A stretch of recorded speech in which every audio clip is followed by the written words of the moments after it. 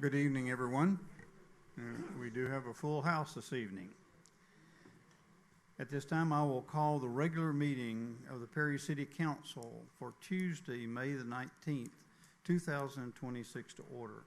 We do have a quorum. Item 3 is our invocation and pledge of allegiance to the flag. Dr. Albritton is going to lead us in the invocation. Dr. Faust is going to lead us in the pledge of allegiance. And if you're able, would you please stand at this time? Let us pray. Father God, we thank you for this day, for this beautiful day you've given us. And Father, we just come to you seeking your wisdom as we make decisions about the city of Perry. Lord, I want to lift up our first responders and pray your hedge of protection around them. And we just ask that you be in this meeting tonight. In Christ's name I pray. Amen.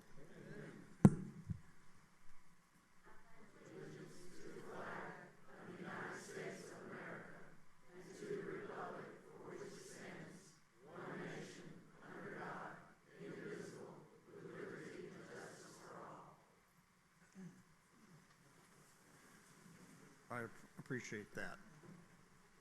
Item 4 are citizens with input relative to any agenda item except public hearing. And I would also say that if you're here on the annexation and rezoning request, you will have an opportunity to speak at that time relative to that item. So is there anyone here that would like to address mayor and council outside of that item?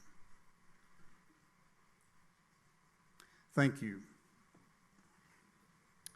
Item 5 is recognitions and presentations. Item 5A is the introduction of Ms. Lynn McDonald, our new finance director. Mr. Worthington? Thank you, Mayor. Mayor and Council, I'm very excited tonight to introduce our new finance director, who is not named Mitchell Worthington, Ms. Lynn McDonald. So Lynn comes to us with over 2 decades of financial experience spanning manufacturing, banking, treasury management, and for the last 12 years as CFO of a multinational corporation. She has a bachelor's degree from Macon State, an MBA from GCSU, and holds multiple professional certifications. When she's not at work, she enjoys spending time with her husband of 22 years, Todd, her daughter, Michaela, who will be attending Oklahoma State in the fall, and finally Madison, who's a rising junior at Perry High. So with all that, I introduce Ms. Lynn McDonald.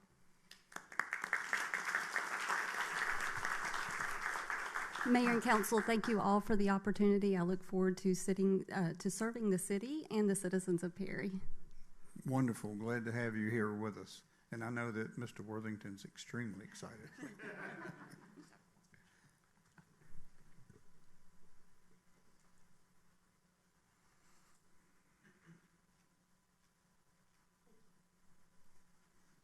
Thank you, Mr. Worthington. Welcome, Mrs. McDonald. Item 5B is consideration and adoption of fireworks display agreement with Southern Sky Fireworks, LLC for our Red, White, and Boom 2026. Ms. Cameron? Thank you, Mayor and Council.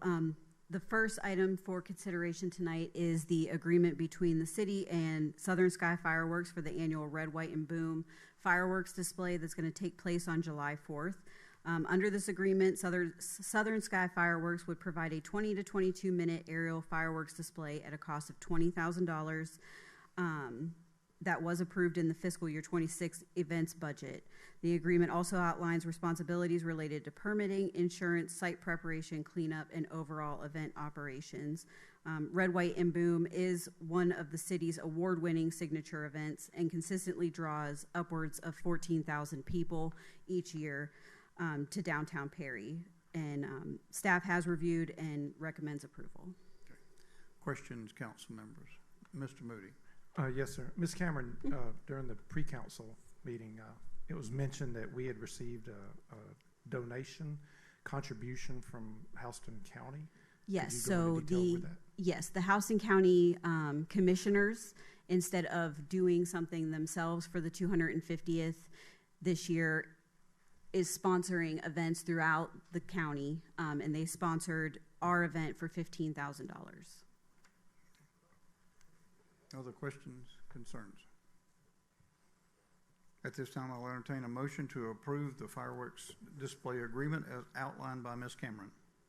Second. Motion is second. All in favor, please indicate by raising your right hand. Please let the record show that the agreement was approved unanimously. Thank you, Ms. Cameron. Item 5C is a special events application. 5C1 is consideration and adoption of a special events application for the Oldfield Farmers Market. Ms. Cameron? Thank you, Mayor. The next item before you tonight is consideration of the special events application submitted by Oldfield Missionary Baptist Church. The market is proposed to take place at Halfley Park on June 6th, 20th, and then July 11th, 25th, and August 8th between the hours of 9 a.m. and 1 p.m.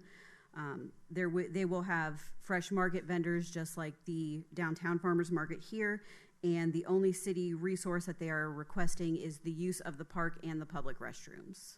Okay. Questions, council members? Yes, sir. Go ahead, Dr. Faust.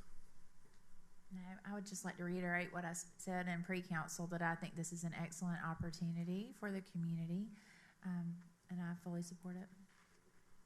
And I would like to agree with Dr. Faust. And as I mentioned at the pre-council, once this grocery store that is now the VA Center, and I'm very happy to have the VA Center here, but when that was a grocery store, and I worked there in high school when it was Piggly Wiggly. Once the grocery store closed, that section of town has been underserved. You might go so far as to say a food desert. Mm-hmm. So I applaud Oldfield Missionary Baptist Church for this effort to bring fresh, healthy food to that part of town. Thank you. I just want to let you know I support it, and we're right behind it. Thank you. Thank you. Okay. Other questions or comments? At this time, I'll entertain a motion to approve the special events application as outlined by Ms. Cameron. Motion is second. All in favor, please indicate by raising your right hand. Please let the record show the application was approved unanimously. Thank you. Ms. Cameron. Looks like you're going to have a busy summer. Item 6 is a review of the minutes. 6A for council consideration. You've been provided the minutes for our May the 4th, 2026 work session, our May 5th pre-council meeting, the May 5th regular meeting, and our May 11th, 2026 special call meeting. At this time, I'll entertain a motion to approve those minutes as presented. So moved. I have a change. Okay. We've got a motion and a second. Are there any deletions, additions, or changes? Yes, Thank sir. you. In number 5, this pointed out that I had, in the work minutes, number 5, that I had just had a contact with Mr. Shoemate, and the staff responded to the issue that was mentioned there. And I remember the whole point of that comment was to commend him and the staff that had responded so quickly to that situation. So I don't know if that could be corrected or not. We'll be glad to correct that. In the council minutes, number 11, it had a statement in there that said, Mayor Pro Tem Peterson engaged in additional discussions regarding the meeting held the previous evening. I have no idea what that means, so I don't know if that could be just stricken, or if someone wants to go back and We can go back give and more listen. definition. I don't care either way, but We'll go back and get the definition of what that was. thank you, sir. Okay. Those would be some proposed amendments. So any other additions, deletions, or changes? So who motioned? So we have I a did. motion and a second. Do you accept the changes that are recommended? Yes, sir. Okay. We have a motion with the changes. At this time, I'll entertain, if you're in favor of accepting the minutes with the changes, please indicate by raising your right hand. Please let the record show the minutes were approved with the changes outlined by Mr. Peterson. Thank you. Item 7 is unfinished business. Item 7A are ordinances for the first reading and adoption. The 7A1 is the second reading of an ordinance for an annexation of property to the city of Perry. The property is located on Airport Road. The tax map number is 00310033000. Ms. Wharton? Thank you, Mayor. Mayor and Council, this evening, I'm here to present a request on behalf of the applicant to request postponement of this item to your June 16th meeting. So with that, I'll answer any questions that council may have. Council members, you hear the recommendation to postpone this hearing until June the 16th. What are your questions? Yes, sir. Ms. Wharton, can you provide some details as to why the applicant is asking to postpone this Sure. another 30-ish days? Sure. Yes, the applicant reached out to me and asked that I request the postponement so that he will have the opportunity to provide additional information and documentation to help council make the best decision possible. So he feels that in an extended few days here will allow him to be able to provide that. I'm sorry. You still going? Yes, sir. So I'm not going to ask you to speak for the applicant. So Sure. it wouldn't be fair. Would it be fair for me to ask you what changes he or amendments he's speaking of? I can't speak to Okay. the details of those. They haven't been provided to me. So it's my understanding he wanted to work on something to provide to council. Okay. Dr. Albritton? Is this where I vote to, or move to, let's move on with it, not postpone it. Second. So we have a motion and a second not to postpone this hearing till the 16th. All in favor, please indicate by raising your right hand. Those opposed, same. Please let the record show the vote was 5-1. Mr. King is voting in opposition of that. So, okay, So what's next on this issue? I'm getting there. Thank you. So at this point in time, we are not postponing, so we will go directly to the second reading. I'll read that again.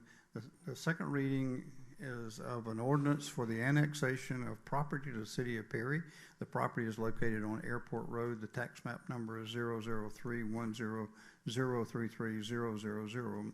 Now, Ms. Wharton, again, same type thing. Thank you, Mayor. Mayor and Council, this item for your consideration is to annex and rezone the property on Airport Road Extension from county zoning to city residential townhome development.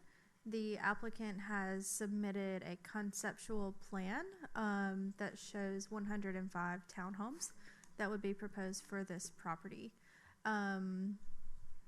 At the Planning Commission meeting, the Planning Commission did recommend approval, and also staff had recommended approval. So just wanted to give a brief overview of the history of the application. So again, happy to answer any questions that council may have on this one.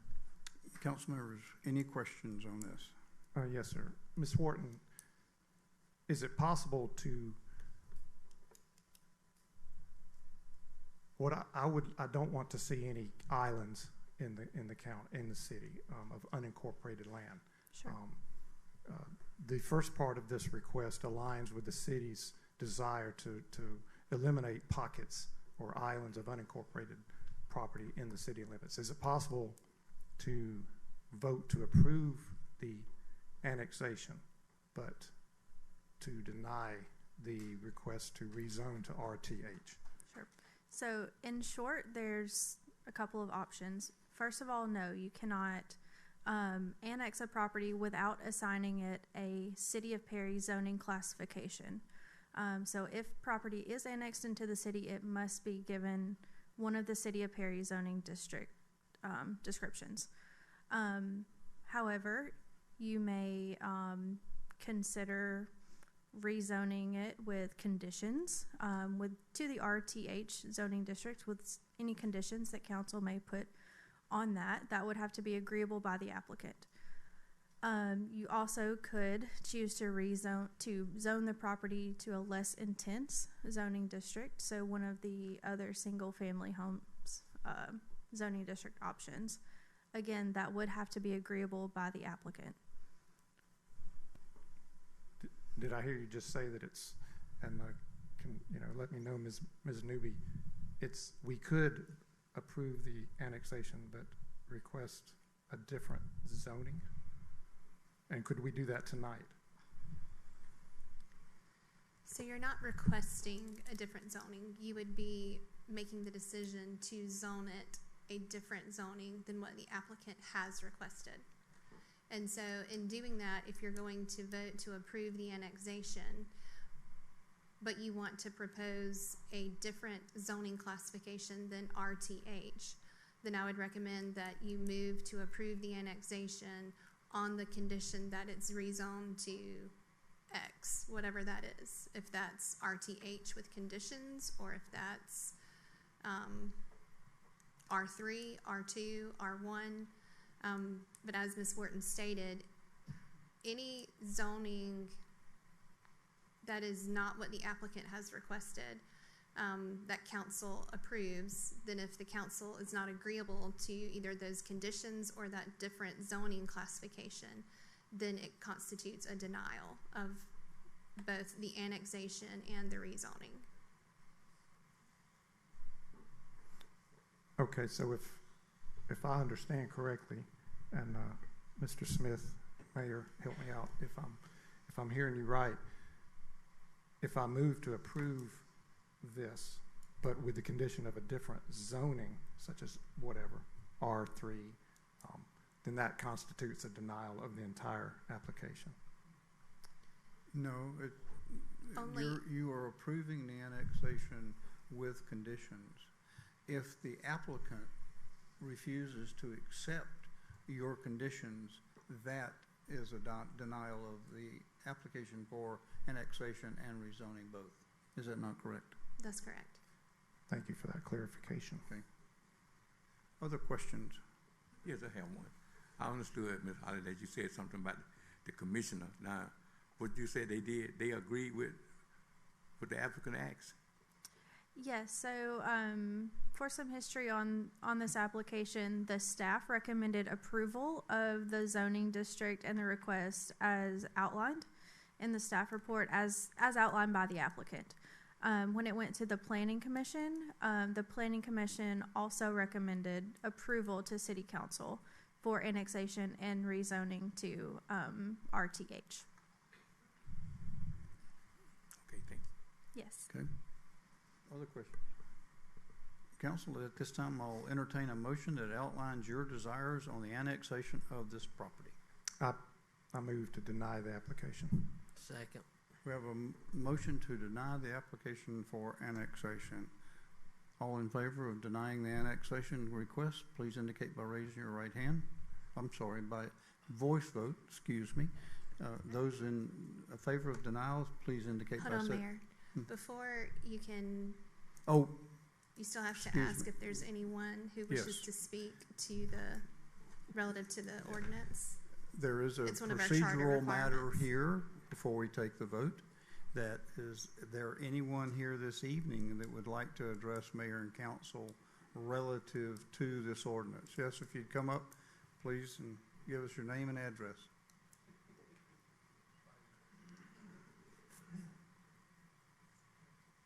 My name is George Faldine. I live at 111 Fairway Oaks here in Perry, out in Houston Springs. Mr. Mayor and City Council, I've been here before, so you'll probably hear basically the same thing I said 2 weeks ago, but I do think it bears repeating. I oppose this annexation on a number of grounds. I was here when it was proposed, 9 months ago, and as I mentioned at the last meeting, things have changed in terms of the applicant. What has changed is we now have a map with a proposed number of units, which we did not have before. There are some things that have not changed. We've talked at the last meeting. While there have been studies done in terms of the infrastructure impact, the roads, the traffic patterns, the water and sewage, as I understand from the last meeting, it's not a full understanding of what the total impacts of this would be. What has also changed is the changes out at Houston Springs with the acquisition of the property by Houston Homes. So they, of course, are planning to build single-family dwellings up on the north part of where we live, somewhat 450, 500 homes. That is going to obviously have an impact on the infrastructure, traffic, roads, etc. The issue that I have is that the rezoning and giving the high-density townhouses is going to put a stress on the traffic on Airport Road. It will take infrastructure, 128 homes. We don't know what other infrastructure impacts will be with the commercial property that has been sold and what developments may be done there. From a perspective of a Houston Springs resident, there are some number of concerns that I have. One is the infrastructure and traffic pattern. With the acquisition of our property and the intent of Houston Homes to not make that 55 plus, one of the things that is very important to us in Houston Springs is that the Calmar Homes, who has purchased the other property that can be building homes in what will now be the new future Houston Springs of 3 villages, a community half the size of what was originally intended. It's critically important that the builder have the ability and the infrastructure that he can build out all of the homes. What remain, there's about 116, I think, that he's planning to build total within Houston Springs. That's a significant increase in the homes within the community, which will be a significant financial impact in terms of HOA members that will then be paying dues to provide the income that we will need as we move into the future as a homeowner-controlled HOA. So there could be financial impact if the builder is not able to complete all of the homes there. There's clearly the traffic impact that would be impacted by both the high-density housing across from us as well as what is going to be built to the north of us. There's another, I think, very important factor. One, it is the homeowner value. The kind of homes that Houston Homes is planning to build will actually increase the value of the homes within Houston Spring because of the types of homes and the prices that they will command. The high-density townhouses will not. They will potentially have a negative impact on the value. Part of it is the value of the homes that would be built. Part of it is the number of people in a condensed area that will be there. So there is that potential impact on the value of homes. Finally, it's the community itself that we, I think, need to really consider. This is a 55-plus community. And there's going to be an impact with multi-generational homes that will be to the north of us. But there will be a very significant impact if you have multi-generational families right across the street, large numbers, with basically one way in and out that will come out towards our property. And when you think about the ambiance of a community for a 55-plus community, this is going to have a significant impact on the quality of life of the people that live in Houston Springs. We do a lot of walking along Airport Road and up towards the monuments that you're familiar with out there. So there are a lot of negatives that we see in terms of impacting the people of Houston Springs. And quite frankly, I think the city of Perry. At the last meeting, someone actually recommended what I thought was a tremendously good idea, expand Heritage Park. That has benefits for all of Houston Springs, the new homes that will be built in Houston Springs, as well as other homes that will be built in this part of town, to have a much better, larger park that could service the community on this side of the interstate. So for these reasons, I would request that the City Council deny the motion. Thank you.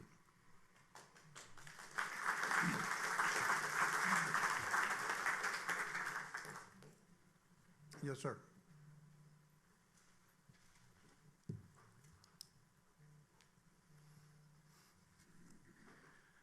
Thank you, Mayor. Thank you, Board, for the opportunity to speak to you. I'm Johnny McDowell, and Could we have your address, please? 2001 Quail Ridge Lane. Thank you. And retired at Southside Baptist Church 2.5 years ago on staff. Moved out to Houston Springs, and we are from South Carolina, and so we bounce back and forward, but we're very proud to be residents of the Quail Ridge Place. And so in light of that, I also have a building background. I know that's strange to be a preacher and a worker. Joe Bear. You must be one. I am a contractor, and I am connected to Driggers Construction for the last 8 to 10 years, and we've been the last 8 years in Woodland Subdivision, and I know probably every one of you are familiar with Woodland Subdivision. When it gets through, it'll probably be one of the largest subdivisions in the state of Georgia. So in light of that, we're in Perry, and I'm a numbers guy, and just on the sheer numbers that's going to be added to our small area out there, and if you just do the numbers, 500 homes, and by the way, I'm one of the people, along with many, that we're very grateful that Houston Homes bought the place next to us or bought us. And the reason for that, from my standpoint, their homes are going to be from $350,000 to $550,000, which is, like George said, it's going to do nothing but increase the property value of our place.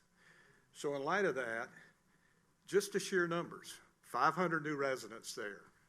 Let's just say 3 to 4 people in each house. That's 2,000 new residents. In our own subdivision area, somewhere between 50 and 100 new places are going to be built by Shane Calhoun. And so that's going to add another stress to it. And so if you do the numbers, we're going to have somewhere between 2,500 and 3,000 new residents in that area. I don't think you're going to find a more compacted area to live in than where we are. And so respectfully, just from the number standpoint, I ask you to turn this application down. Thank you. Thank you, sir. Yes, sir.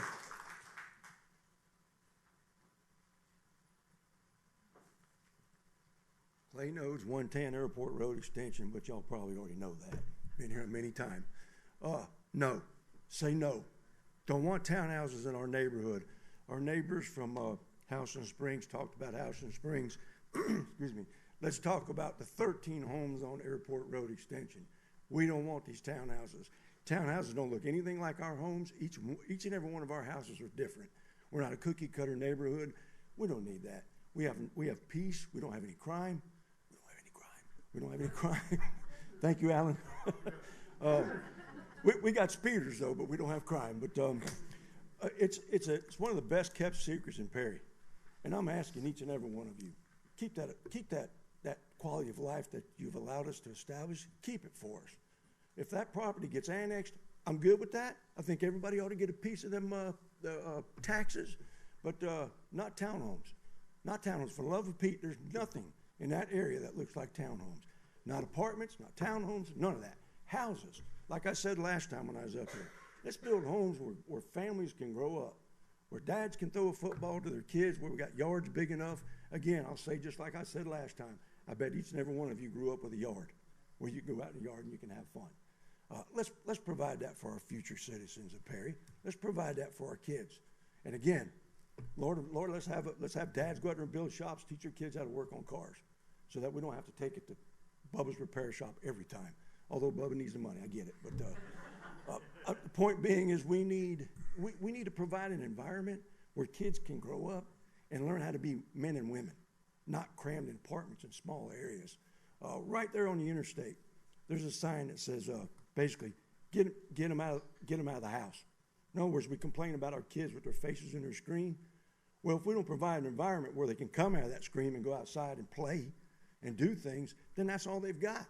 And let's face it, ladies and gentlemen, our kids nowadays have a different environment than what we grew up in. We didn't have this. We had to get out of the house no matter how hot it was or cool it was or whatever the case may be. But I am asking you, I am begging you to please deny this. And I'll be back here again next year. As I told one of you gentlemen up there, I don't care as long as there's air in my lungs, there's blood in my veins. If somebody's got to prop me up here, I'm going to come up here and say, do not put townhomes in my neighborhood. Thank you very much. Thank you. So is there anyone else that has additional information? Yes, sir.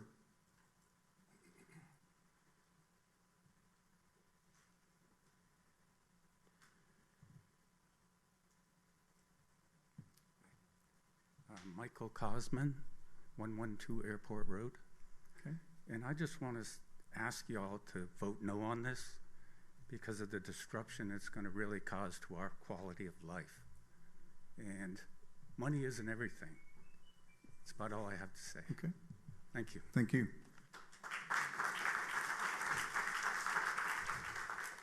Anybody have any additional information that they would like to share relative to this application? Thank you. Now, at this time, I'll entertain a motion that reflects your desires as council on the annexation of this property. I move to deny the application. There's a motion to deny. Second. There's a second. All in favor, please indicate by saying aye. Aye. Aye. Those opposed, please let the record show that the annexation was denied unanimously.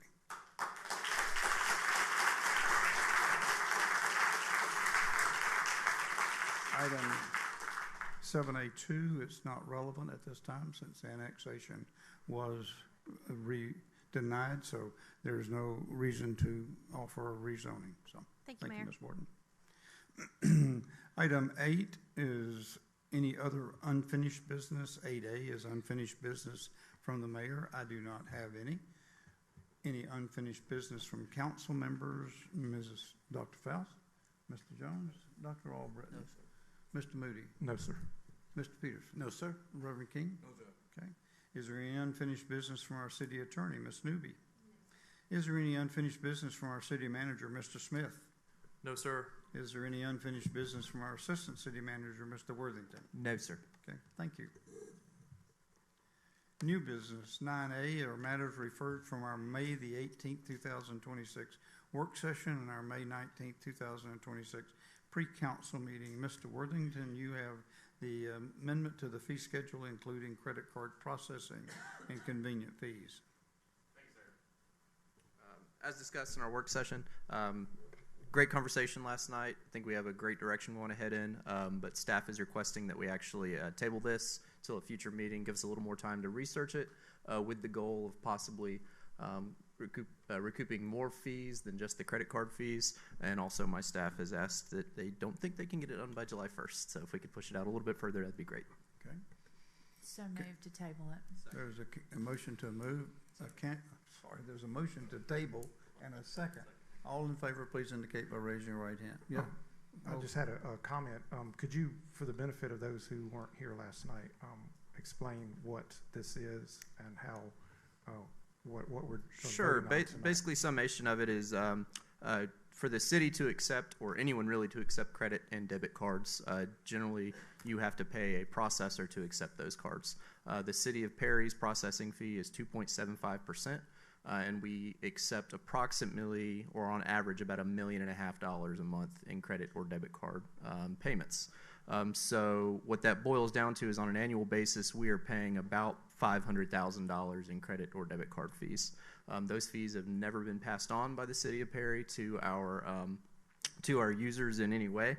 However, we have multiple ways to accept payments, including ACH withdrawals, cash, check. I may be forgetting one to put me on the spot here, but essentially all of those are much cheaper ways for us to accept payments. So last night I proposed that we look into possibly charging a convenience fee or a processing fee on credit cards only to recoup a portion of that. However, after doing a little bit more looking into it and having conversations with staff, we're just asking that we have some time to do a little more research on that and come back with a possibly better proposal. So in this environment of tight budget, and I think everyone, at least staff knows, and a lot of the public knows where the majority of council feels about our budget, I applaud you and I thank you and the finance department, as well as administration, for finding creative ways to help us find dollars and pass the savings on to our taxpayers. So yes, sir. Thank you for that. Any other comments? Okay. I think we have a motion and a second. Do we not? All in favor, please indicate by raising your right hand. Those opposed, same. Let the record show that the tabling of this amendment was unanimous by the council. Thank you. Item 9B, our outside agency budget hearing. 9B1 is the Perry-Houston County Airport Authority. Mr. Marquardt? Good evening, Mayor and council members. I appreciate the opportunity to update you a little bit. We have the slides here.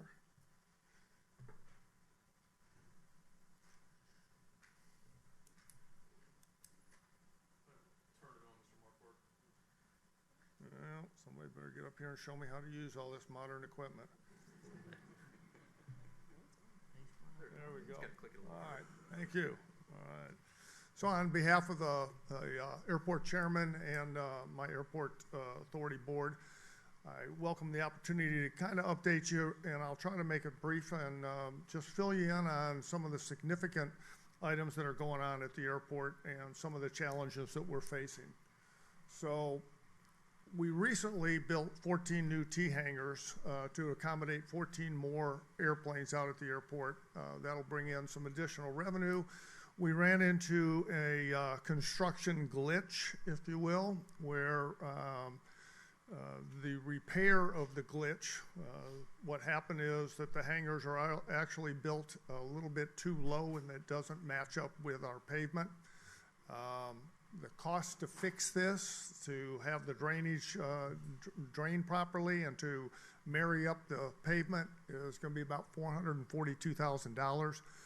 That certainly is a cost we're going to try to recover, but initially it's our cost in order to get this project going. So we're faced with a pretty hefty bill with that one.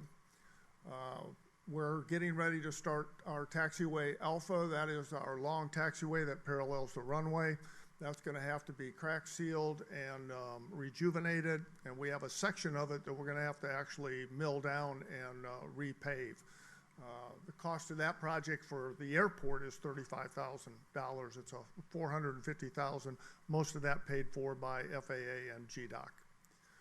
We also have several buildings that we need to paint, and we need new roofing on those buildings. That might actually have to wait till another year to get that done, just because of the first project that I mentioned. So those will run somewhere in the $60,000 range. And we've got, as I mentioned, two hangars that need to be painted. And that's going to be about $32,000. So we've got a little over $500,000 there worth of projects that's going to put a strain on us. Some of the things that's going on right now, construction of the corporate taxiway, we have literally run out of existing space to which an airplane or someone can come in and build a hangar and have access to the taxiway and the runway. We're going to need to build an additional corporate taxiway.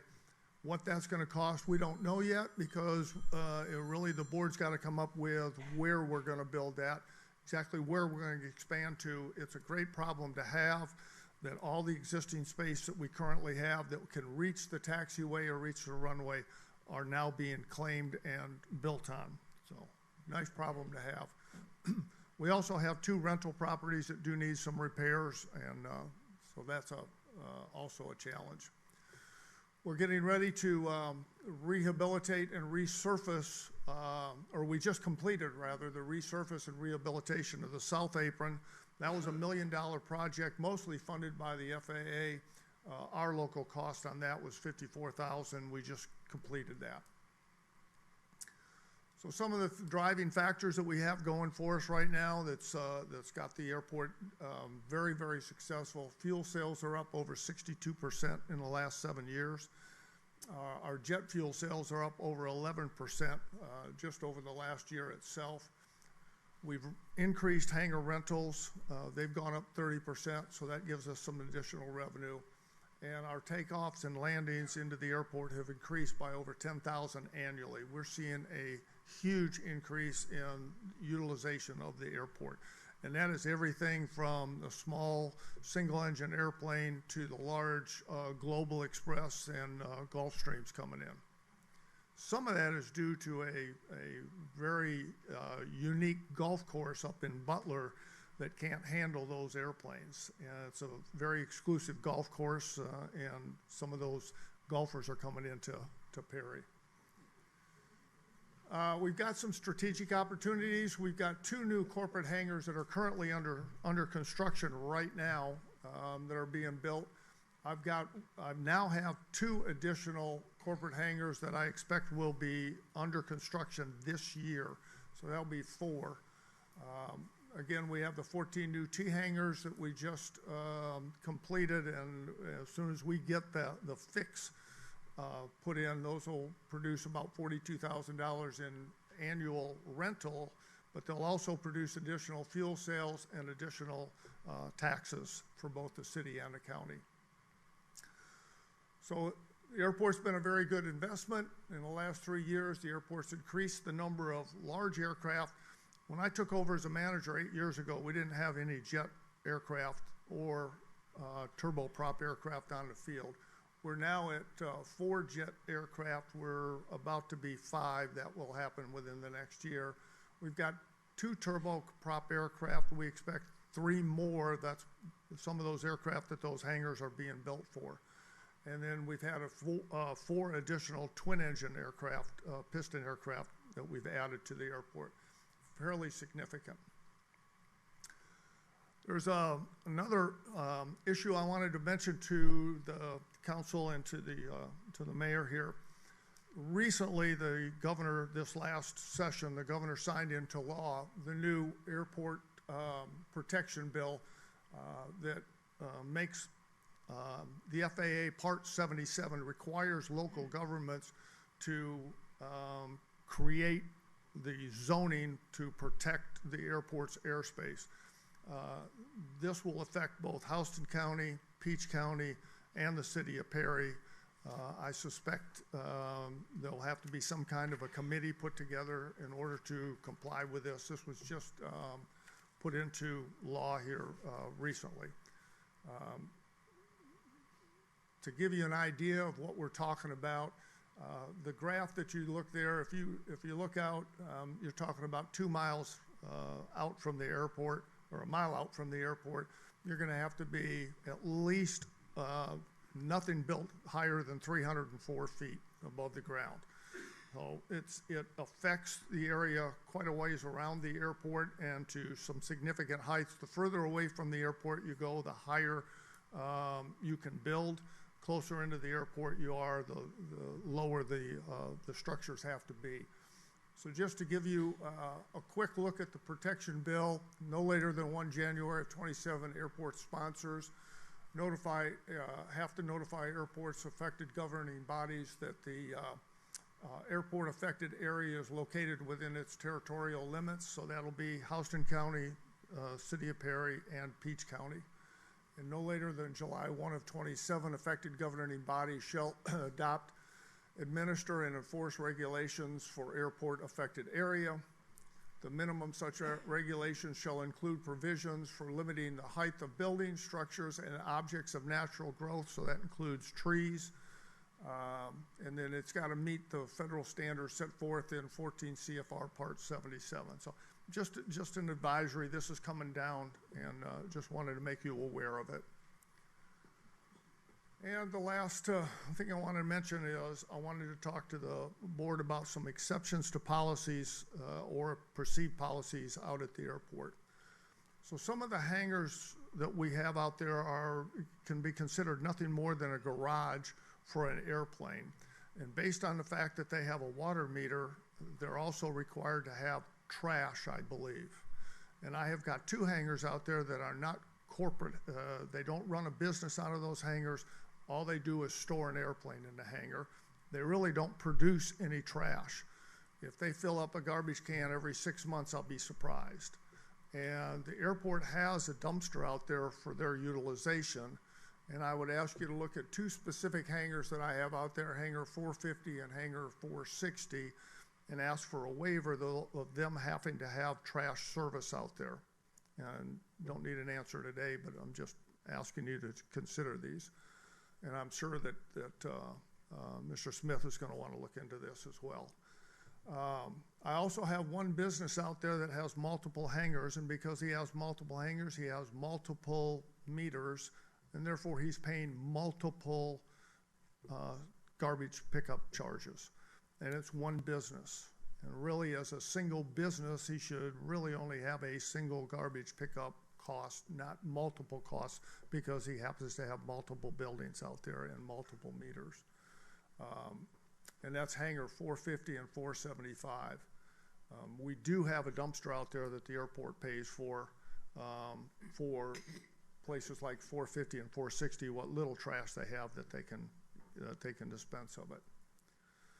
So with that, I'll just mention that we continue to grow. As you can see, we've got 2 hangars under construction, 2 more that's going to be by the end of the month or by the end of the year. So airport continues to get bigger, and we continue to strive to get self-sufficient, but we're not quite there yet. We still need the support of the city and the county, and we appreciate everything that we get. And with that, if you've got any questions, I'll be glad to entertain any questions. Questions, council? Thank you for this presentation, Mr. Marquardt. I appreciate all the information. But I have a question about one of the bullets on the second slide. It concerns the drainage and paving repair. Okay. Was that a contractor error? Was it just, how did that happen? Do you know?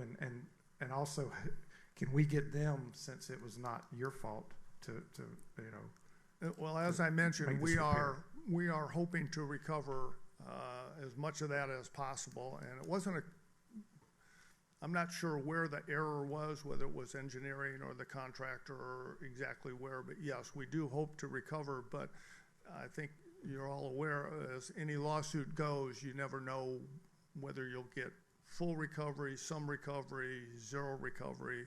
It's a legal battle, and we are undertaking that, and we do hope to recover most of that. But in order to get the work done, we got to do it up front, and that's our cost up front. And again, we certainly hope to recover it, but it's a legal process, and there's no telling how that'll come out. Okay. Thank you. Thank you. Any other questions? Thank you very much. I appreciate the time. Appreciate your presentation. Quick follow-up on that, Mayor. Thank you, Mr. Marquardt, for the presentation. Regarding your request to the exception to the policy, I'll take a look at that and I'll get something back to you all insofar as a recommendation on that goes, and I'll keep Mr. Marquardt posted. Okay. Thank you, Mr. Smith. 9B2 or other outside agencies. Is there any other agency that would like to address council relative to budget hearings?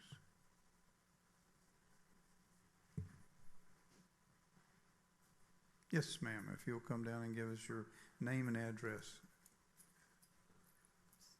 My foot fell asleep. Good evening, Mayor and Council. My name is Maggie Schuyler. I'm the Perry Area Chamber of Commerce President and CEO. And we at the Perry Area Chamber did make a request for funding for two purposes. The first one is, you guys are very involved with the Perry Area Chamber. You attend our events, and we're very thankful for the partnership that we have. And so in order to help you guys with the budget, we did make a recommendation for funding from the city that would include your membership fees as well as your registration to any and all chamber events that we do. We are very busy throughout the year. We love having you guys at our events. So in order to help you guys better prepare, then you guys would be able to have seats and attendance at every single thing, whether that's annual meeting, business at breakfast, business after hours. It is at your picking. You guys will just be able to attend any and all events on behalf of the city to the Chamber of Commerce. We also did make a request, sorry, it's been a long day, a request for assistance with the Dogwood Festival. As you guys know, the Dogwood Festival this year just concluded its 37th year. We had over 13,000 attendees at the Dogwood Festival over the course of 2 days, and we heard wonderful things from not only our vendors, but attendees of the event. That event is a Chamber of Commerce event. It is one of our biggest events, but it is a great quality of life event for the city as well as regarding hospitality and tourism. So in order for us to continue bringing a great quality event to downtown Perry for not only the residents but the visitors, we would like to make a request for funding for the Dogwood Festival, just so that we can continue to bring wonderful vendors, entertainment, and just a great event to downtown Perry, as we are planning already for our 38th year in 2027. Okay. What questions may you have, Council? Yes. This is a random one. Sorry. There's no random questions. You may not have the answer to this offhand. And I will do my best, and if I don't, I will find out. Have y'all done any research on the impact of hotel occupancy during the Dogwood Festival? So this year, I can tell you, we did request from the hotels that are chamber members. We did put out 3 different hotels to our visitors, not only our vendors, but our race, because we did the 5K race this year, so that those participants could stay at a hotel. We have not received all the data back yet, but I will tell you in regards to the race in and of itself, we had 31% of our race participants that were coming from out of town for longer than 30 miles. So I do know that some of them called the Candlewood Suites, which was a chamber member that they were able to stay with, as well as the Hilton. So we're just waiting to get that data back. But we did promote to stay in our hotels so that they could stay in the hotels, get up and come for the race. Same thing with the vendors that came from Florida and North Carolina and Tennessee. So we will have the information. I'll be happy to get that information to you. That's just a personal point of curiosity for me. Thank you so much. You're welcome. Other questions or comments? Thank you. You're welcome. Is there anyone else that's here from an outside agency that would like to address mayor and council relative to the budget? Thank you. 9C or department budget is a department budget hearing. 9C1 would be, is there any comments from the finance department, Mr. Worthington? No, sir. The finance department is happy with the budget as proposed. Okay. Is there any comments from the communication department? No. Is there any comments from the clerk's office? Are there any comments from the legal services group? Okay. Is that everybody, Mr. Smith? Human resources. Human resources. Any comments? Okay. Thank you.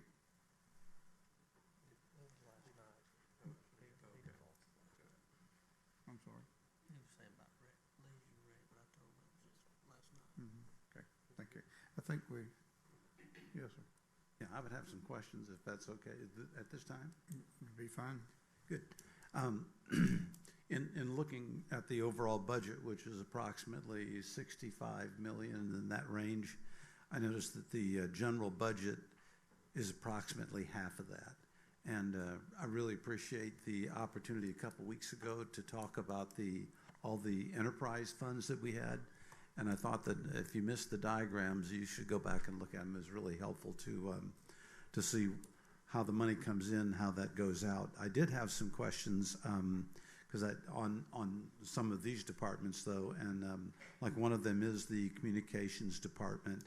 And I noticed in the budget, the communications department is set for a budget of $586,200, and I was just kind of wondering, does that include salaries, and how many salaries is that? That would be a question for Mr. Worthington. Yes, sir. That would include the salaries for 3 folks. That would be our communications director, communications specialist, and the special events coordinator. And out of that, I guess my other question is, do the events come under this department or a different department? That's correct. They generally do. I think we have a couple that might show under leisure, but they're the smaller ones that aren't necessarily downtown or bigger events. So we have, and we just have one employee that does the events, or is that a separate, is that in addition to the 3? They're one of the 3.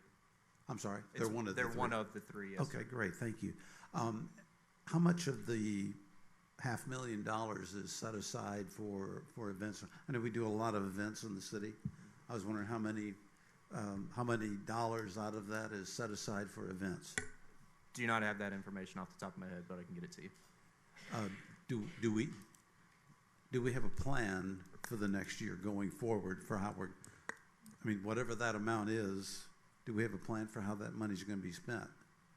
Yes, sir. It's within the line items of the budget, and I believe you guys have already approved the special events calendar for the coming year, or you generally do. Did we, or did I don't know? Did we? No, sir. We normally do not present the special events calendar for the next calendar year until around October.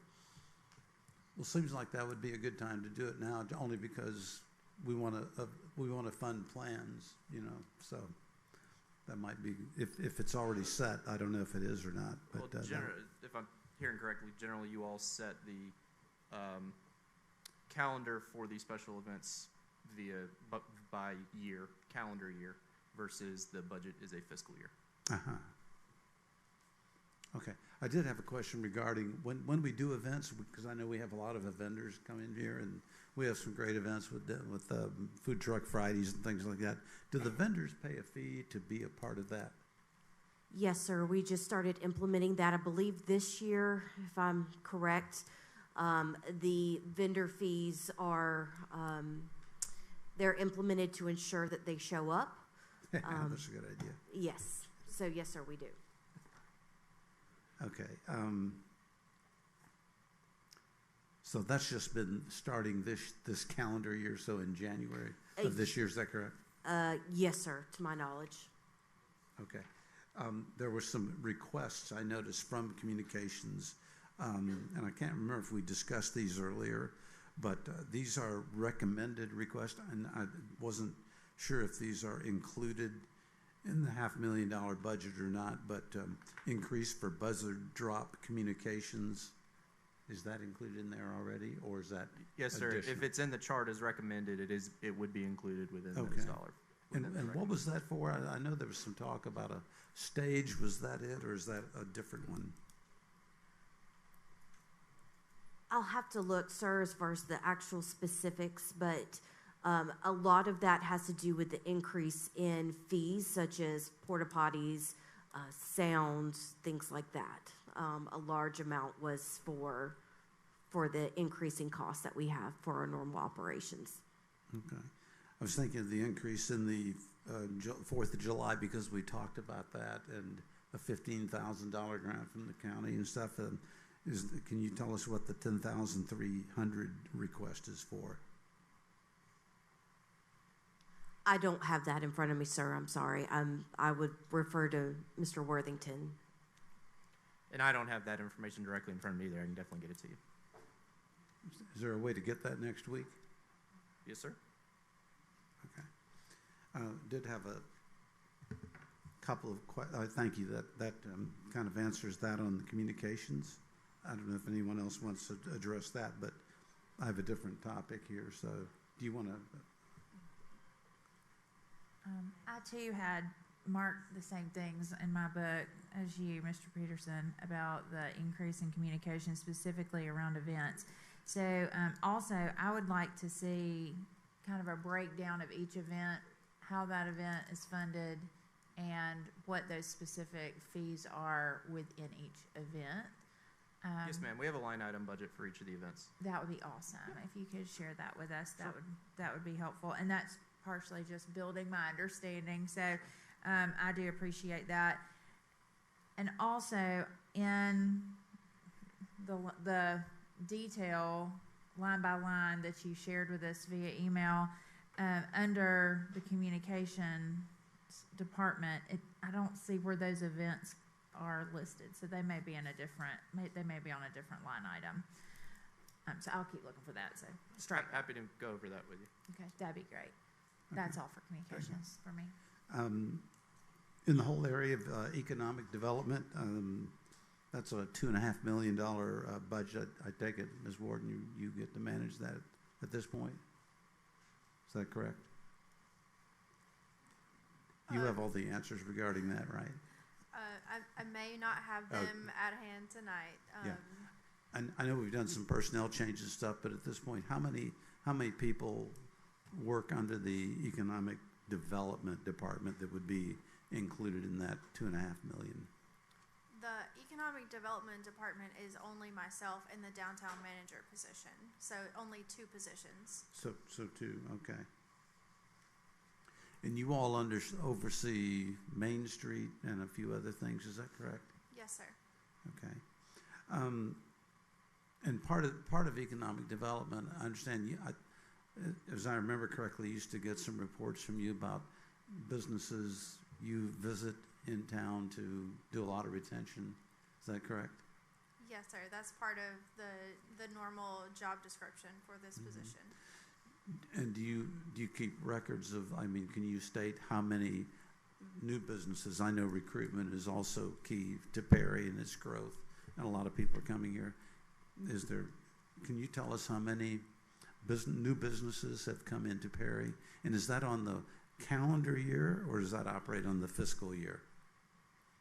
You go ahead, I'm sorry. normally operate on a fiscal year system similar to every other department in the city. I don't have those figures with me. I'll have to go back and get those. So you could tell us how many new businesses in the past fiscal year 26, I guess, FY 26? That's correct. We can. Okay. Sir, if I may, the 2.5 million figure is actually a category and not a department. The 2.5 million for housing/economic development is made up of also the Department of Community Development. So I just wanted to insert there that the whole department. That's also community, okay. Yes, sir. You can see the second line item under housing/economic development. Which page are you on? Page 4.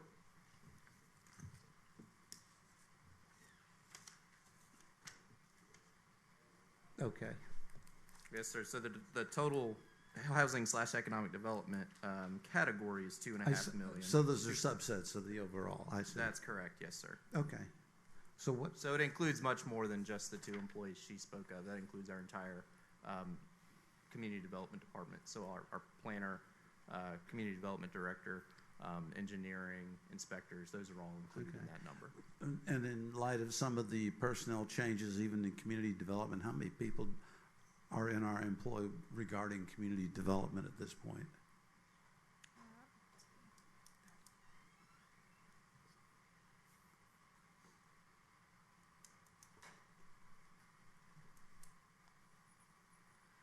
There are 14 employees in community development. And I noticed, let me find my page here on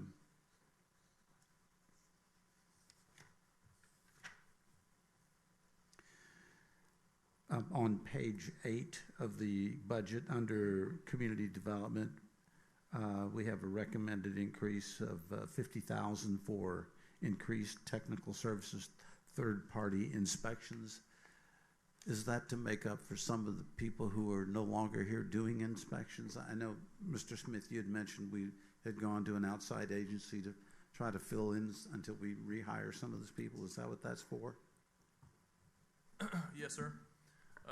Over the past year or so, we have been utilizing, supplementing our workforce with Bureau Veritas services that come in and provide inspection services. Given the turnover in community development and helping Ms. Wharton get acclimated to her new position, we've expanded that a little bit. They also are now providing plan review services and some zoning administration services for us. So going out inspecting signs, landscaping, parking lots, that sort of thing once construction has been completed on projects. So we do anticipate additional costs associated with that. Yes, sir. Well, thanks, because I think that's pretty important in light of the rapid growth we're experiencing around here. We need all the help we can get, so thank you very much. It's a good service because it's as needed. So it's basically on call, and they basically just charge us by the hour as we need them. So we can it ebbs and flows along with development. Yes, sir. Thank you. Okay, thank you. I do have one more small question. Also on page 8, under the Department of Economic Development. So Holly, I would think this would go to you, but the increase in travel for participation in the Georgia Downtown Association Main Street program. I know that with our partnership with Main Street USA, there are costs associated with that, but I was wondering, I know a lot of our boards and committees do fundraising, et cetera. Could part of their travel not be covered through some of the fundraising that they do? This is a little bit separate from the Main Street operations. So with this, our downtown manager has been elected to a statewide board for the Georgia Downtown Association. That is separate from Main Street, although related. They do require some statewide meetings that come up more frequently due to service on that board. So it just requires more travel. So was our downtown manager elected to that position, or was our city given a slot on that board because our downtown manager position is open at the current time? Yeah, so we're working with the Georgia Downtown Association to confirm that our city has a position on there, and someone from the city can fill that, whether with it being the replacement of the downtown manager or myself. Okay. So it could be that budget line's not necessary if they're going to appoint someone not in our city. I can't answer that question right now. It could be. That's what I'm saying. If they go with someone outside of our city. Okay.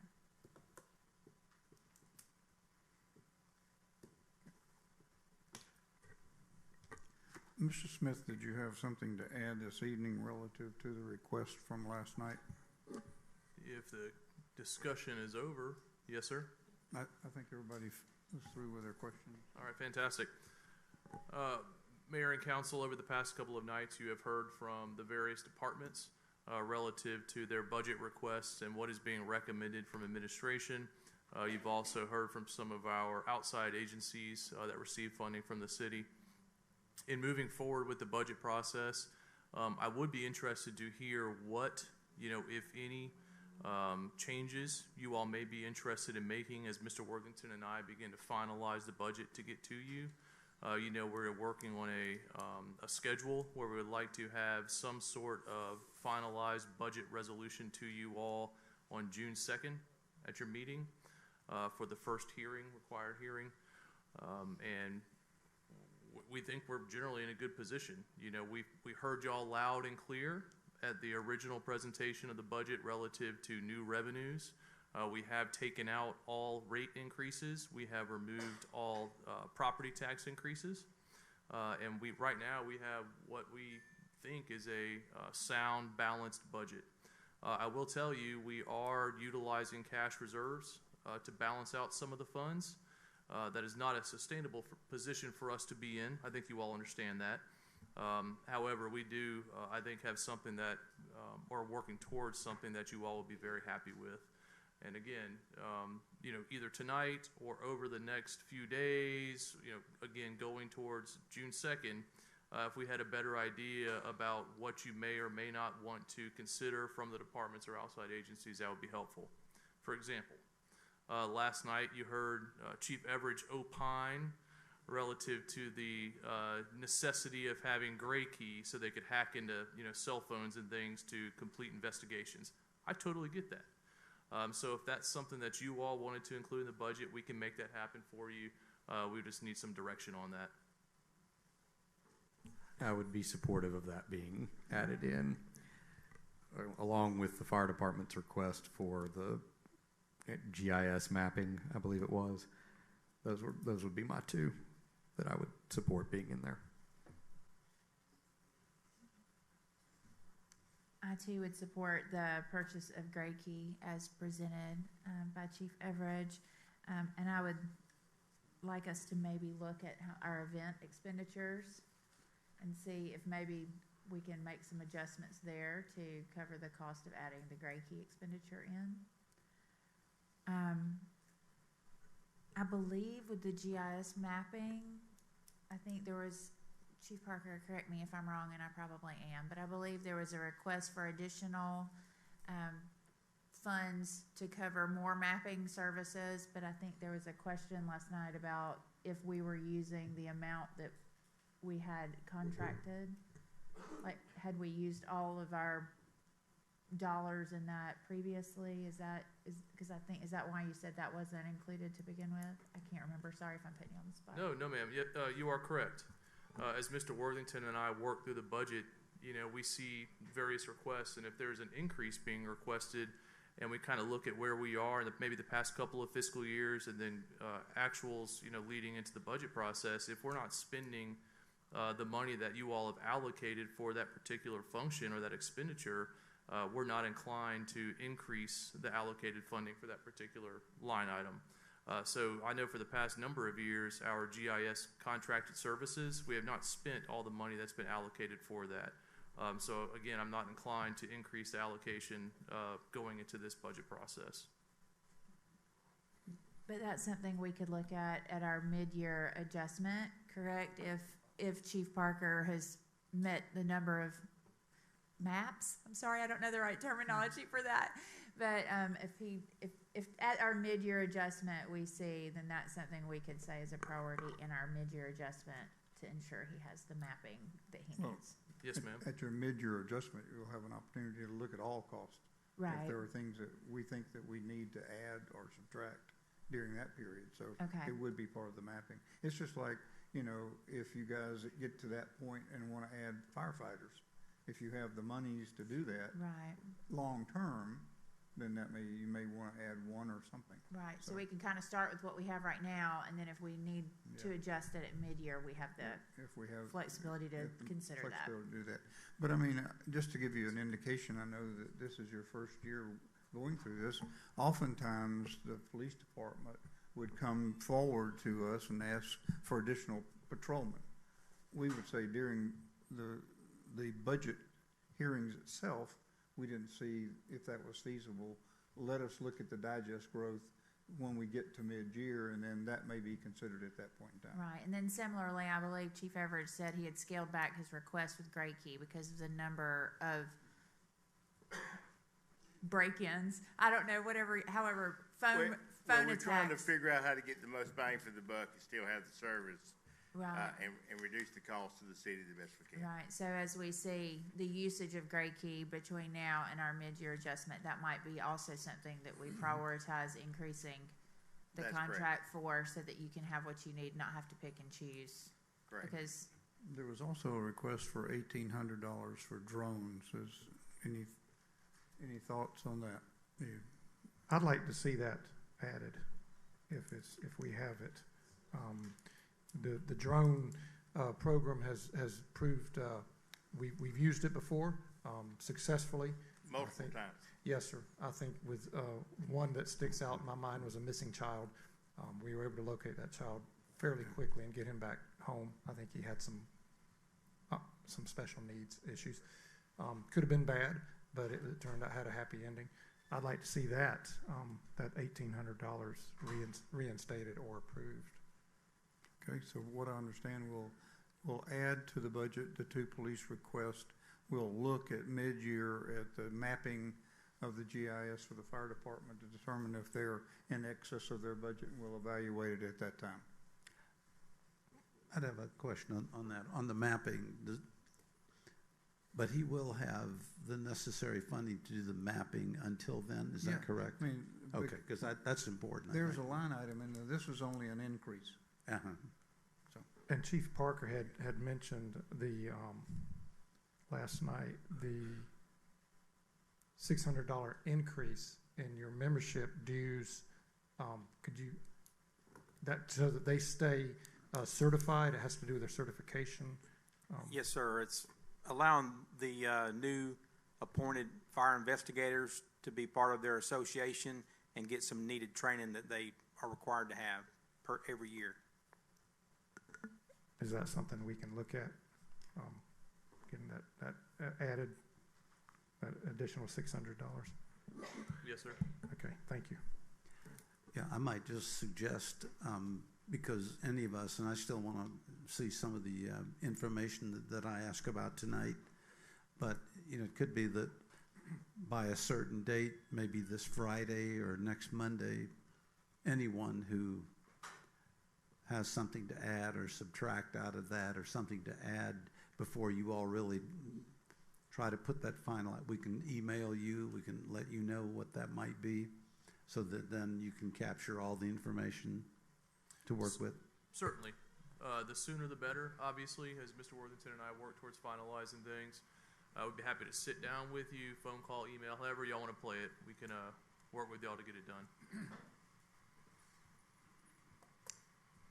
Thank you for your input, council. We appreciate that. Moving on in our agenda to 9D, this is the award of bids. 9D1 is bid number 2026-09. This is the Magnolia Park restrooms. Mr. Worthington? Thank you, Mayor.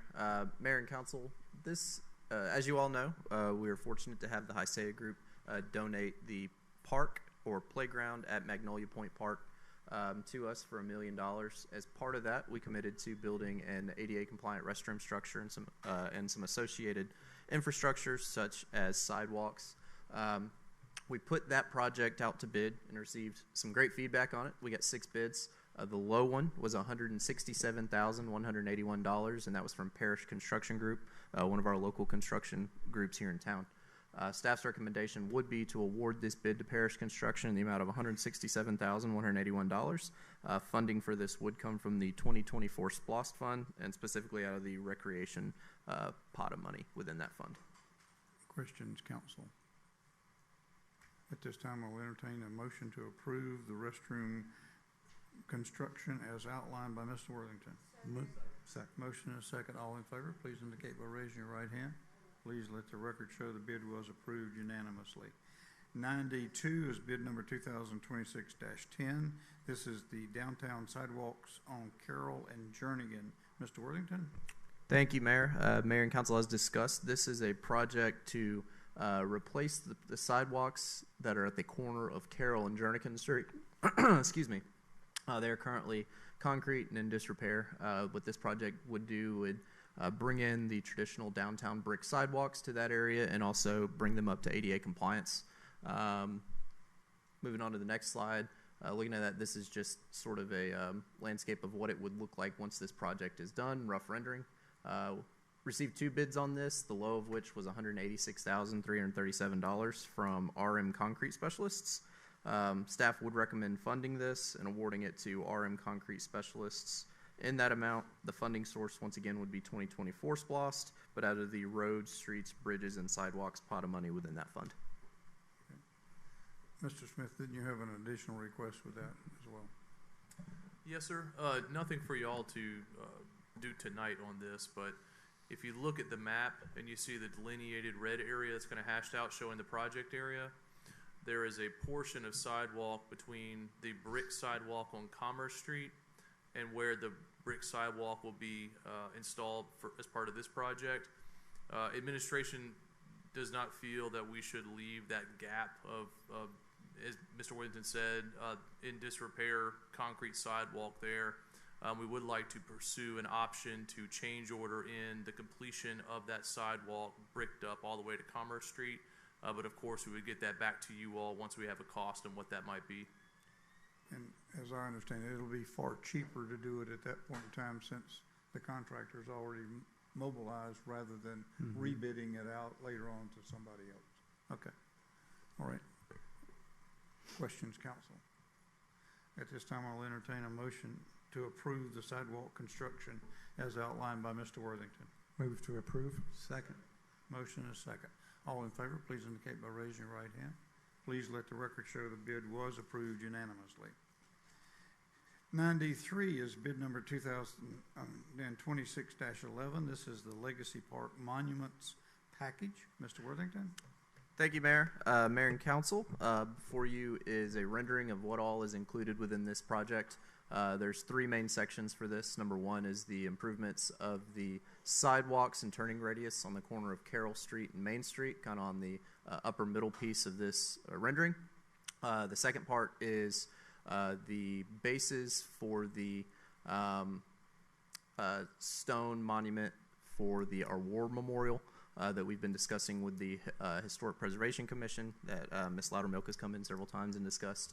And the final, the furthest towards the bottom piece of this project would be to actually relocate the monument that's currently on the grounds here at City Hall and replace it or move it down to Legacy Park. We received only 1 bid for this project. However, it is much lower than was originally estimated. The original estimate for this project was approximately $595,000. The 1 bid we received, as you can see, is $369,231.17, and that is from Triscapes LLC, who is a company who's done several projects for us in the past and completed them very satisfactorily. Funding for this would come from the 2024 SPLOST, and specifically, once again, part of that recreation pot of money. Staff's recommendation would be to approve. Questions, council? I have a couple, Mayor. Relative to this $369,231, how much is the statue replace or removal and relocation? Thank you. How much is that costing? $30,000. Excellent. So we are not spending, in fact, $600,000 to move a statue, are we? We are not, no, sir. Very good. Oh, and we are moving the statue, a Veterans Memorial statue, to a Veterans Memorial Park. Is that correct? There is another Veterans Memorial there, but I think there's planned to be several memorials at that park eventually. But yes. Excellent. Thank you, Mr. Worthington. Other questions or comments? At this time, I'll entertain a motion to approve the bid as outlined by Mr. Worthington relative to Legacy Park. Second. Motion and second. All in favor, please indicate by raising your right hand. Please let the record show the bid was approved unanimously. Thank you. Thank you. 9E are resolutions for consideration and adoption. 9E1 is a resolution declaring certain assets surplus. Mr. Worthington. Still me. I thought I had a couple of That's minutes. you. Don't leave yet. I think this is my last item of the night, though. So before you is a resolution declaring several assets that are currently on our financial records as surplus, which would allow us to dispose of them following our usual process. On the list, the two big ones are 2 vehicles, neither one of which is operable. The rest of it is essentially police equipment that, as we did a review of our assets, these are still on the books, but we no longer have. So we just like this is essentially a cleanup item to declare these items surplus. Questions, council members? Hearing none at this at this time, I'll entertain a motion to approve the surplus assets that Mr. Worthington has outlined. Motion and a second. All in favor, please indicate by raising your right hand. Please let the record show the surplus property was approved unanimously. Thank you. 9E2 is a resolution to accept right-of-way and infrastructure in Avalon subdivision phase 1. Thank you, Mayor. Mayor and Council, this evening we have a request to accept the right-of-way and infrastructure in the Avalon subdivision. So this subdivision has been inspected and all of the development meets our standards, and so staff is recommending acceptance of this evening. Questions, council members? Hearing none, I'll entertain a motion at this time to approve the resolution to accept the right-of-way and infrastructure in Avalon subdivision. Motion and a second. All in favor, please indicate by raising your right hand. Please let the record show that the resolution was approved unanimously. Thank you. 9E3 is a resolution extending the moratorium for 45 additional days relative to retail liquor package store licenses. Ms. Newby? Thank you, Mayor. Mayor and Council, we've been working to review our alcohol licensing provisions relative to due process, and we just need some additional time to make sure that they are what they need to be and in compliance with state law. Okay. Questions, council? Hearing none at this time, I'll entertain a motion to approve the extension of the moratorium for 45 additional days. Move to approve. Motion and a second. All in favor, please indicate by raising your right hand. Please let the record show that the resolution was approved unanimously. Item 9E4 is a resolution to adopt the Jernigan Street Small Area Plan. Ms. Wharton? Thank you, Mayor. Mayor and Council, last evening at your work session, you've seen a presentation from Ms. Hartley detailing our Jernigan Street Small Area Plan. So following up from that, we have before you tonight a resolution for your consideration to formally adopt that plan and put it into action. Questions, council members? Hearing none at this time, I'll entertain a motion to approve the resolution adopting the Jernigan Street Small Area Plan. Motion and a second. All in favor, please indicate by raising your right hand. Please let the record show the resolution was approved unanimously. Thank you, Ms. Wharton. 9F is designate a voting delegate and an alternate for the 2026 annual business meeting of the GMA Association. So, yes, ma'am. I would like to designate Mayor Walker to be our voting delegate for the 2026 annual business meeting, and Dan Peterson to be our alternate as Mayor Pro Tem. Who's the alternate? Mr. Peterson? Mr. Peterson. That'll be fine. Okay, we have a nomination for the two. At this time, I'll entertain a motion to approve that. Or all in favor, please indicate by. We have to have a second. So we got a motion and a second. All in favor, please indicate by raising your right hand. Thank you very much. I look forward to doing that.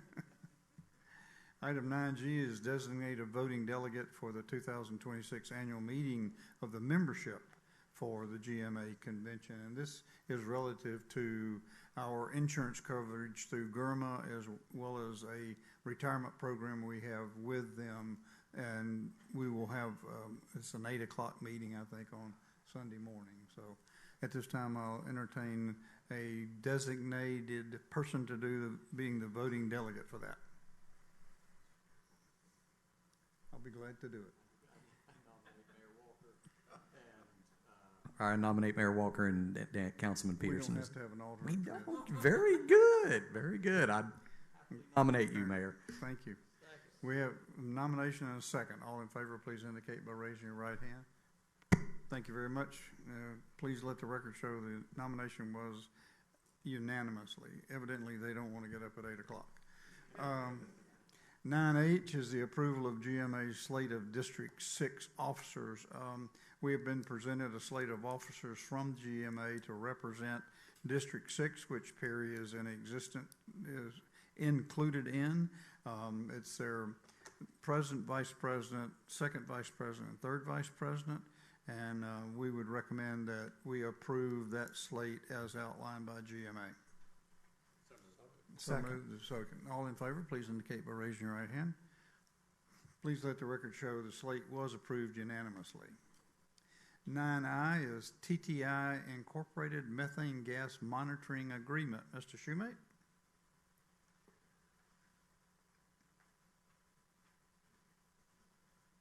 Thank you, Mayor and Council.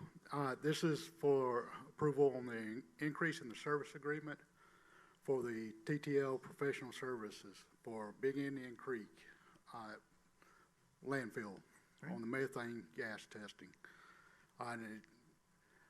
Correct what I had said earlier, from it's 800 to 850 per quarter, which is 3,200 to 3,400 annually.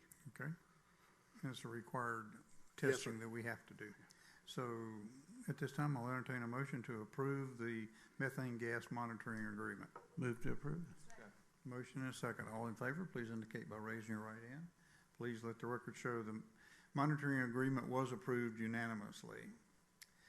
9J is a contract with Southeastern Systems Technology referencing our wastewater treatment facility alarm monitoring. Mr. Shoemate?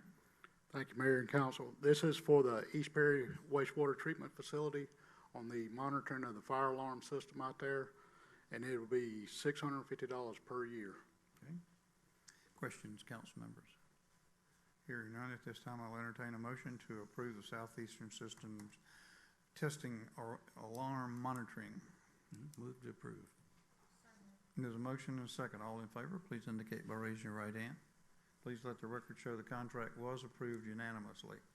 9K is a change order number 6 from the Haskell Company Incorporated, referencing our wastewater treatment facility contract time extension. Mr. McMurrin? Thank you, Mayor, Council. We received a time extension request from Haskell regarding the East Perry lift station associated with their project. This time extension comes after moving sites and some other permitting challenges we had at the beginning of the project that has required a time extension of 217 days. In this time extension, there will be no downtime related to the wastewater treatment facility. It will continue to operate on schedule as we've planned and discussed. There is a bypass that will be working to bypass the pump station in the interim. It also comes with a small deduction of $2,500 to the contract. Good. Questions, council member? Understood. How long is that bypass going to be in place? It will be in place until the lift station is up and running. But you don't. So there's not we're not sure on the exact dates. Yeah. Okay. So it doesn't limit our ability to use that new facility. Not at all. All right. Good. Okay. Other questions? Hearing none at this time, I'll entertain a motion to approve change order 6 from the Haskell Company. Motion and a second. All in favor, please indicate by raising your right hand. Please let the record show the change order was approved unanimously. 9L is the agreement with Starlink relative to the internet service at the wastewater treatment facility. Mr. Hildebrand? Thank you, Mr. Mayor. So, yeah, this is just the agreement for internet service at our new wastewater plant. Okay. And it's through Starlink? Yes, sir. Okay. Questions, council? Hearing none at this, I'll entertain a motion to approve the agreement as outlined by Mr. Hildebrand. Move to approve. Second. Motion and a second. All in favor, please indicate by raising your right hand. Please let the record show the agreement was approved unanimously. Thank you, Mayor and Council. Thank you, sir. 9M is a study and recommendation from GDOT relative to the intersection of Perry Parkway and Main Street. Mr. Smith? Thank you, Mayor. Mayor and Council, at the city's request, GDOT has recently completed an evaluation of the intersection at South Perry Parkway and Main Street Highway 341. Their engineering report determined that intersection was actually trending towards failure. And from what I gather, failure is essentially there are significant safety issues that may be arising with that intersection, and there are issues with moving volume effectively through that intersection. Obviously, there's been an increase in vehicles traveling through that intersection over the past number of years, and they don't see that trend stopping anytime soon. In order to ensure that the public is able to safely travel through that intersection, there are a series of recommendations that GDOT has come to you with. The first of those is that in the kind of interim, they would go in there and create an all-way stop, which is basically a three-way stop, right? So right now, coming down South Perry Parkway and hitting that intersection, or sorry, North Perry Parkway or Perry Parkway, hitting that intersection, you stop there. However, if you're going on Main Street 341, you don't stop. You just go through the intersection. With this change, it would be, again, an all-way stop where coming south down 341, north up 341, you would be required to stop at that intersection. They determined that generally that would work for about 4 years. In the long term, kind of the long-term plan associated with this is they want to build a roundabout at that intersection. Their determination is that would be an effective, safe way to handle the volume, make sure everything is safe, all that sort of thing. So they're asking for your general concurrence to continue to explore that and work towards having those projects funded and completing those projects. Now, based on our discussion in pre-council, there would be a general concurrence from you all, if you agree, that would come from the mayor in a letter of support. And there would be kind of a caveat associated with this, that you all would request that GDOT continue to explore the possibility of having that be a signalized intersection with a stoplight, traffic light system. GDOT is aware that you all would prefer that methodology of traffic control at that intersection, and B, that hopefully they would continue to look at that and see if traffic volume and that sort of thing rises to the level that that would actually be a necessity. Does that make sense? So if you all agree, I would prepare a letter for the mayor's signature, send that to GDOT, and of course I'd provide you all with a copy for your reference. You've heard the recommendation from staff. At this time, I'll entertain a motion to approve. Second. Motion and a second. All in favor, please indicate by raising your right hand. Please let the record show that the recommendation from Mr. Smith was approved unanimously. Item 10 are general public items. Is there anyone here this evening that would like to address mayor and council at this time? Yes, sir. If you'd come forward, give us your name and address.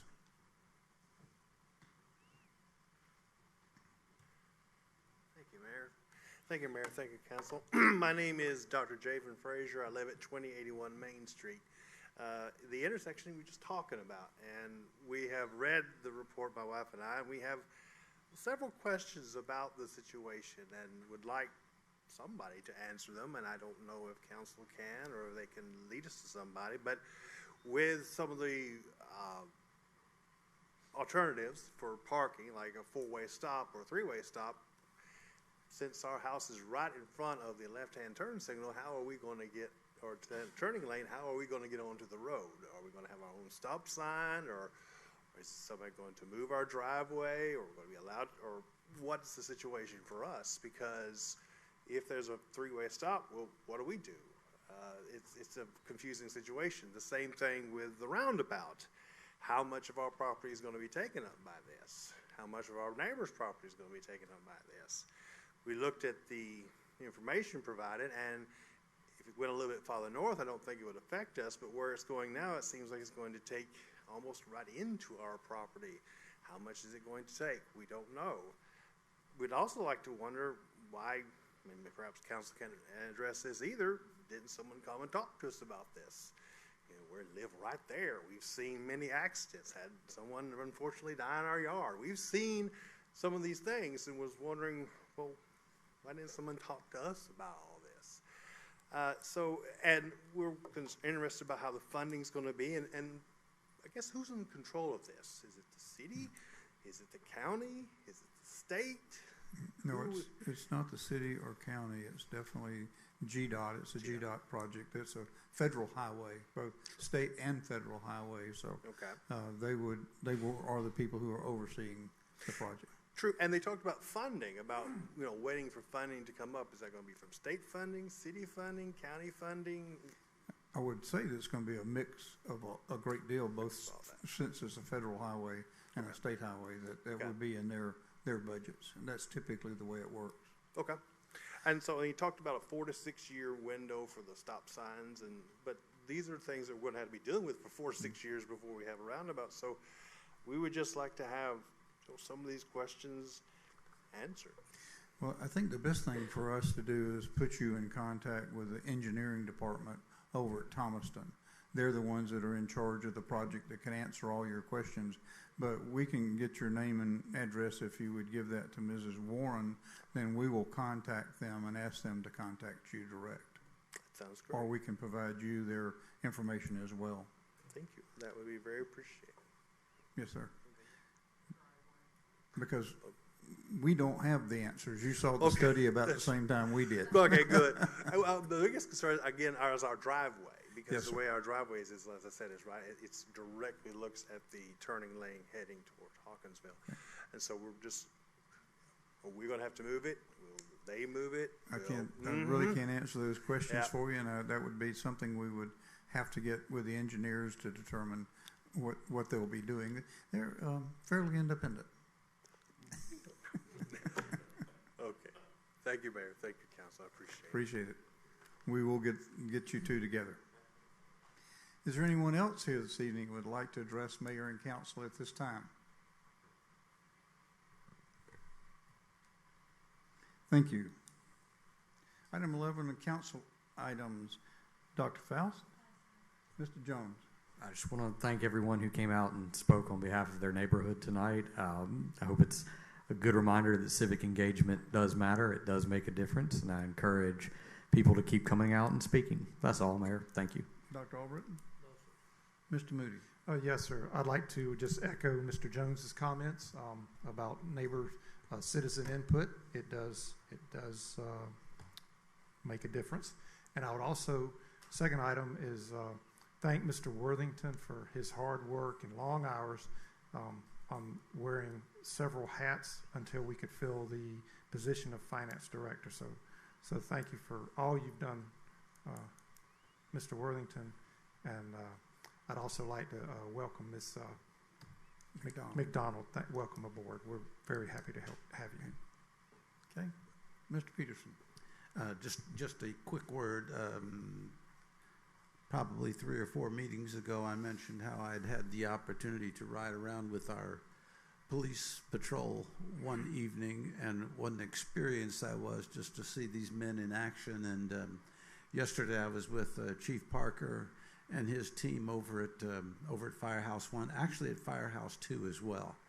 And there were several words that came to mind in interacting with these guys and observing them. One is, these people are ready for any emergency is out there. You can take great comfort in that. They keep those fire stations pristine. These guys are in shape. They were running obstacle courses in full gear. And you'd be shocked at how well they perform at all of this stuff. So just kudos to both of you men. In the good book, there's a tribe that's mentioned called Issachar, and it says the men in that tribe were men who knew what to do. And both on our police force and on our fire team, these are men that know what to do if there's an emergency. So we are in great hands, and we thank you. Thank you very much. Thank you. Reverend King? Okay.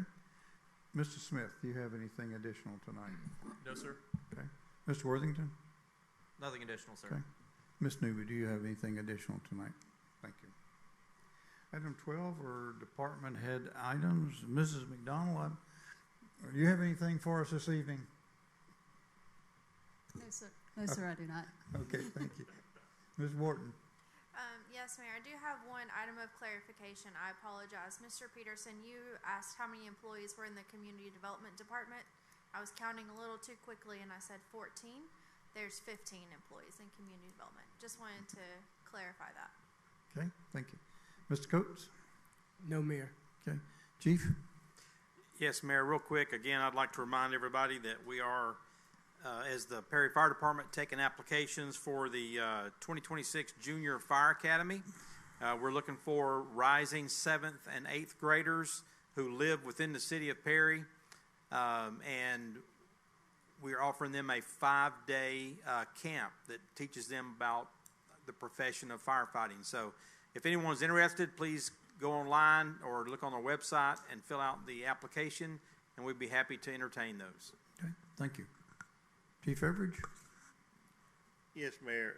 I want to remind everybody, we briefly talked about it last night, but I had a couple calls today about when the ceremonies would be for the graduations and how it's going to impact traffic. Graduations start Thursday afternoon at 4 with the General Courtney Hodges bridge construction. It's going to impact some travel. So that traffic flow is going to start probably coming through town around 3 on Thursday, and then Perry High graduates that night at 7:30. So you'll have veterans people coming out and Perry High people coming in. So there'll be a lot of traffic in Perry Thursday evening. Friday is Houston High starts first thing in the morning at 8:30. So that traffic will flow and start rolling around 7:15 or 7:30. Having worked that, I've been there at 6:15 in the morning, and people are standing in line to get in. North side is at noon, and Warner Robins is at 3:30. So basically up till about Friday at 5:45, 6 o'clock, there'll be a lot of traffic out that side of town. So just, if you got to go that way, allow a little time, have a little patience. We'll get them through again. Chief, are you guys still playing softball on Saturday morning? Chief, Mayor, as far as I know we are, I'm going to visit family, so I will not be there. But I'm hoping they have a great game and don't embarrass the firemen too bad. And that's out at Westfield. Yes, sir, it is. All right. Mr. Shoemate? Okay. Ms. Birchall? Ms. Clark? Okay. Ms. Warren? Okay. Thank you. Item 13 are mayor items. Again, I reemphasize what Mr. Jones has says. All of our meetings are open to the public, and we truly encourage your interest and participation in those meetings each and every time we meet. Our next meeting is scheduled for June the 1st. It'll be our work session here on Monday at 5 o'clock. And then our regular meeting will start at 5 o'clock on the 2nd with our pre-council meeting and regular council meeting starting at 6. So we would encourage your participation in those meetings. Council members, we do not need an executive session this evening. Is there anything else that needs to come before us this evening? Hearing nothing at this time, I'll entertain a motion to adjourn our regular session. Motion and a second. All in favor, please indicate by raising your right hand. We do stand adjourned until June the 1st.